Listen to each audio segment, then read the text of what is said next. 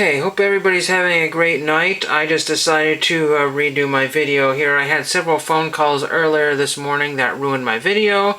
But what we want to do is keep on the fun train here and talk about some of the stuff that I'm eventually picking up, what I've got, and what I read last night. So last night I read Hanna-Barbera's The Amazing Chan and the Chan Clan. This is from, I think, 72 maybe, I cannot remember here. In this issue, To Catch a Pitcher, so it's all about baseball. And this is kind of a fun little comic there. This is Three Good Nerds, kind of a response, not a response, but they do What Did You Read Last Night or whatever. There's some Disney figurines for $1 a piece, kind of interesting there. But anyway, this was a Hanna-Barbera cartoon. I used to collect animation art. I don't have anything from that one there. It was okay comic book. I can't remember how many episodes there were. I think it was maybe one season. I got positive reviews for the music and a few other, normal Hanna-Barbera type things. And they were hoping that there was a Scooby-Doo combination, but that would have furthered this thing here. But anyway, we'll get into that there. But anyway, so I have 3 postcards that came in here, and then we'll talk about what I feel like talking about in just a minute here. 3 postcards are pretty much what came in here. These are all postcards that were leftovers. Ones that I did not know what to do with. Actually, one of them came in a lot.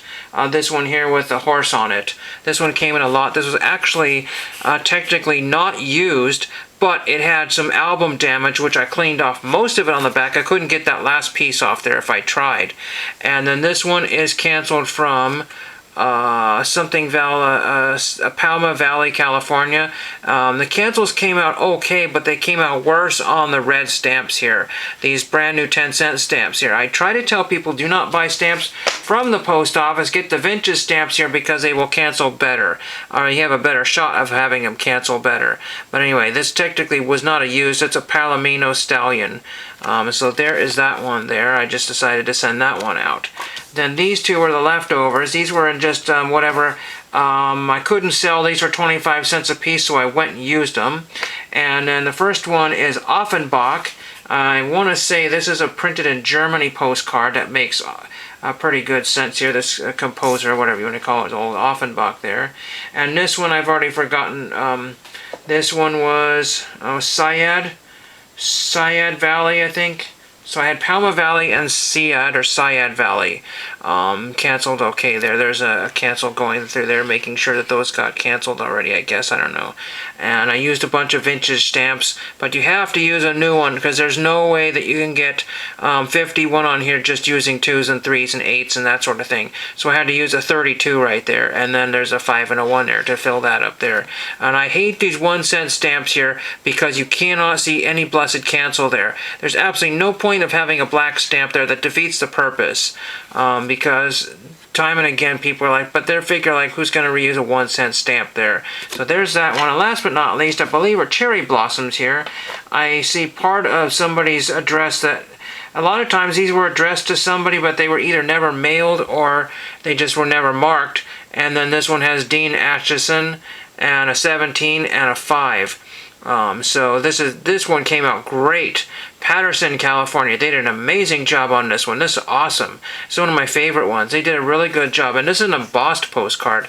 I don't know if you'll be able to see that, but it's embossed, and you can see hopefully you can see the indentations on the back of it there. Very, very cool postcard there. Again, this was in my leftovers, and somebody didn't buy this for $0.25. It's a shame that somebody didn't get that, but you know what? I guess their loss is my gain because I was able to use that. It's not my first choice there, but anyway. So what I'm going to go through here is a few things here. I did a Two Bros sports cards order. I forget what they call it, their store now, but they have a different name for that.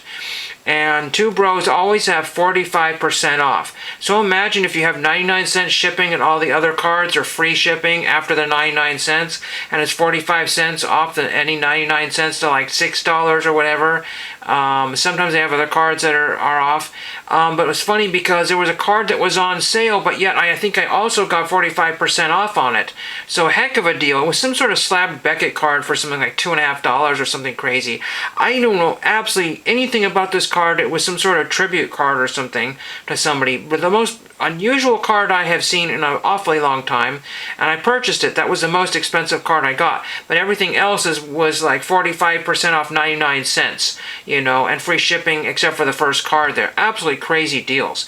Anything from Star Wars. I didn't get any soccer from Two Bros this time. I got a bunch of 17 Heritages to finish off my set. And unfortunately, the set, the 401 or whatever it is, before you get to the high numbers, and not the Heritage high numbers, not to be confused with those or updates or what have you. There's a 400 card set, I believe. I think I'm missing 110, 109. I'm missing a lot. I'm missing an awful lot. So I just only bought 8 or 9 cards here. So I'll still be missing like 100 cards there. And even at 55 cents or whatever it turns out to be, that's still an awful lot. They didn't have all of them. And of course there's a few stars mixed in there that I couldn't get. So I bought some of those. Let's get and show you what some of those are here. Well, actually we're stuck here. I had to reboot the computer for some reason. But I was also finishing up whatever cash I had in COMC. And I was throwing a lot of people have vintage soccer cards on sale. 1971 NBC footballers for 65 cents. At that price, you shouldn't even complain about what condition it is, because you don't have to go to England and get that. And just throwing a few more. There was a few Topps ones here for 68 cents, 74 cents. A few years ago, I was not able to get those.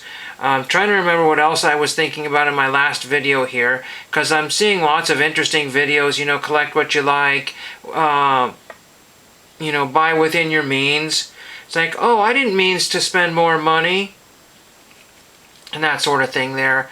I'm looking up Richie Powling here. I was looking up Richie Powling. There's a thing about him on Wikipedia here. English former professional footballer, played a defender, and later became a manager, all this fun stuff here. Then I went to Star Tiger, and Richie Powling does not exist, unless I spelled Richie wrong. Let me see if I spelled Richie here. Richie Powling and Richie Powling, and he is not in Star Tiger. That's the biggest problem I have with these address forum sites or whatever. There are people, everybody I thought, maybe I'll just send this card off to somebody or that card off to somebody. No such luck. I don't want to send off to the UK if that's where he's living currently. I don't want to send off and find out that I got the wrong Richie Powling, or I didn't get the right address, or some old address there. Nothing special here. Just watching this. Noah Kahan, Post Malone, Dial Drunk. I think there was an F-bomb. I cannot believe how many songs that, almost every song that I've been Wikipediaing, searching, for, and I've heard on the radio, there is an obligatory F-bomb in there. There was a card I picked up of Cody Simpson. I believe he's an Australian musician, very talented, but his last song, every lyric, F-bomb again. I was like, I guess that's a popular thing to throw that in there, but if you're 14, 15 years old, that should not be acceptable, regardless of how many of your classmates use that particular foul language there. It was frowned upon at school. You got in big trouble for that. And then when you got to high school, people just say, hey, watch it, but you heard it all the time. It's just because you use it does not mean it's acceptable, and that's why I'm happy to see that disappearing from the YouTube chats there, or the groups or whatever, because you got lots of young people watching your videos as well too, whether they should be or not. The content should be for everybody, not a select few. You should not be able, if you have certain ideals or what have you, you're throwing stuff in the I don't want to get too political in here, but I did find at the Dollar Tree, I picked up Fahrenheit 11/9 or something like that with Michael Moore. Very interesting movie here, whether you believe any of that or not. It was very, very interesting, and it just shows how, how corrupt everybody is. It was just absolutely insane. I just watched this thing here, talking about former President Trump's business dealings and all these crazy things and all this different stuff he was doing. I think that was at the beginning of the movie. Now he's in hot water for, it's just amazing, because whether you, support him or not, you got to think about how many times it just, if you cheat on, let's put it this way, when we get something in the mail and we get the wrong kind of tape, we go ape. We do say all kinds of crazy things. We start throwing packages across the room. We start, folding top loaders in half, and how dare you send me, something with scotch tape on it. Other people are complaining about green tape, blue tape, red tape, yellow tape, bubble tape, all that fun stuff. It's like, oh, my precious holder. Oh boy, a 35-cent holder was damaged. But sometimes these sellers are reusing holders from other people, so it doesn't really matter. It's not it's buy the card, not the holder. That's what I'm saying. But so we go ape over that. But when somebody has stolen tens of billions of dollars, and it's one thing for me to go to a card show and I said I want $500 for this card, and then turns out it's only a $50 card. I added 1 0. That's 50 to 500. And somebody is like, oh, is it really worth that much? But when you start adding billions to all your assets there, time and again, there's got to be some kind of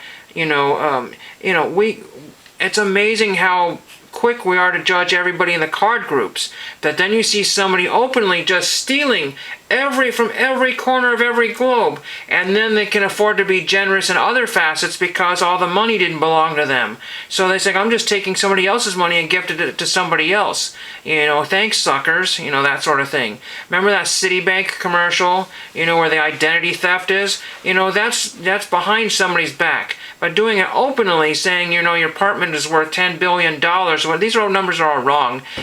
Tripling the size of your apartment, small people, that cheat on our whatever, and fudge the numbers here, that may not fly. We're just one small person. Anytime something in the card community just goes absolutely, just one tiny hair is out of place. When we go and buy these precious Hot Wheels cars, and we see that somebody has put a little crease right here, says, oh shoot, that's the car I was looking for, but I gotta leave it here because there's a big crease in the cardboard. That's how we react. But when somebody steals millions and billions of dollars, like, no big deal. There's more of it to go around. No, there isn't. Because that money that gets stolen comes from people like you and me that are just trying to buy $10 worth of cards on eBay. And that's essentially what I did with, two bros in a card shop. I think I spent $12 or something like that because I bought a card that was more than 99 cents. But that's what really grinds my gears these days. It's just one of those crazy, ridiculous little things here. Like I said, Fahrenheit 11.9 was at Dollar Tree for $1.25. And I get people saying, that's too much. That is absolutely too much. Well, you know what was interesting also? I bought a scratched copy of the movie Cellular. There's a thrift store here that sells discs 3 for $1 because they don't have their CDs with jewel cases or the movies with their cases. I found Cellular, and I said, okay, I'll get to that one of these times. I actually really enjoyed the movie. It was actually pretty good. PG-13, not too gross, not too scary, a little bit in there, I think William H. Macy throws an F, but an obligatory. So I got to the whole entire movie with just a couple of S words, and then boom, blah, blah, blah. Fantastic! Fanatics! Fleer! Yeah, William H. Macy blurted fleer. Funny, he reminds me of never mind, just 8th grade teacher, the way he had his But anyway, so, to make a long story short, that was a pretty good film, and nobody would take a chance on it because the disc was scratched. So I said, 3 for $1, okay, I got it. And you know what was funny, is that I went to the Goodwill bins a few weeks later, after I got the movie, and I found the actual cover and the insert to it just sitting there in an empty case. And so I bought the cover and the insert without the case, and I had an extra case that I got free at the thrift store that I got it because they put like all these kind of religious DVDs in the free box, and I grabbed them and used them for the cases, because nobody seems to want Pat Robertson DVDs. It doesn't sell too well. So that worked out pretty well in my favor. I got a movie for what is like 35 cents or whatever 3 for $1 works out to. So that was pretty fun. So I enjoyed that movie. That was pretty good. And there was a little bit of comedy in there as well. It was crazy watching that guy driving the little Ford Aspire or whatever it was, a security car, and getting all in traffic. Some of the traffic situations, like, oh yeah, how did you not get hit? How did you not get hit? That was just crazy. And the whole cell phone thing. I don't know when that came out, but an ancient Nokia phone that they were using. They don't use that kind of. I remember my parents had some kind of phone like that. It was pretty funny. I don't remember track phone. They had like a little track phone that kind of resembled that. That was from like a bazillion years ago. So what else do we got going here before I turn off the video here? Let me just go and see if I can find this here without sharing too much of my info here. Let's see. But yeah, I'm catching up on some YouTube videos. I can't watch everything, you know, and as little as people have been commenting on my videos, I've been getting 2 or 3 views, 2 or 3 comments. I mean, and it does take time to eventually catch up to these things here. Well, I guess I can't get to it, but I'm at 15 minutes here. I know I've forgotten something here, but I'm really enjoying, you know, lots of these little bits of piddling. So like I said, as through Two Bros Sports Cards, look up, just, if you can't find it, just type in Two Bros Sports Cards on Google, and you will find it, eventually get to it through eBay. Essentially what they have is 45, and they have lots and lots of Star Wars cards, lots of Star Wars singles, and sometimes you can get deals on some of their numbered cards too. So if you're looking for cards that are numbered 199 and that sort of thing, sometimes you can get them as low as $1 if you get the right the shopping method or whatever. I picked up very few Star Wars cards. I picked up whoever, I can't think of her name right now.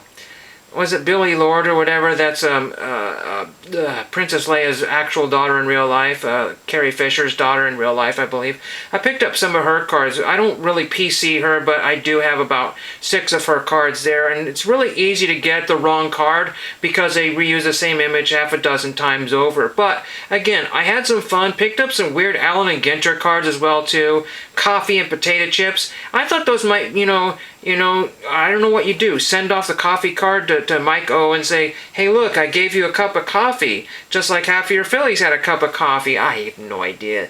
I can't send it off to the CEO to Starbucks, but I did send off a Caterpillar tractor card off to the CEO of Caterpillar one time and got his autograph.